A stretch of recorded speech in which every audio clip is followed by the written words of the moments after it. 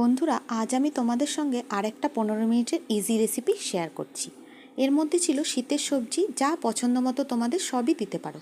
আমি দিয়েছিলাম আলু, ফুলকপি, গাজর, বিনস, ক্যাপসিকাম আর এক মুঠো মটরশুঁটি।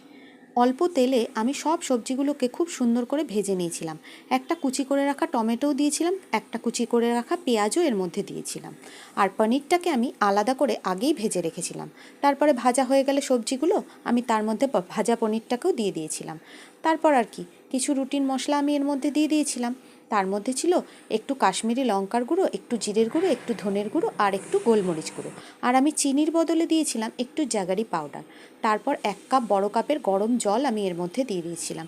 তারপর ঢাকা চাপা দিয়ে 5 মিনিট রেখে দিয়েছিলাম। আমি এর মধ্যে 2টো কাঁচা লঙ্কাও দিয়েছিলাম। তারপর এর মধ্যে নামানোর আগে একটু ঘি আর একটু গরম মশলা দিয়ে দিলেই রেডি একদম। ভাত, রুটি, লুচি, পরোটা সব কিছুর সাথে এটা খেতে পারবে। বেশ ভালো লাগে, খুব কম সময়ে হয়ে যায়। ভিডিওটা দেখার জন্য ধন্যবাদ।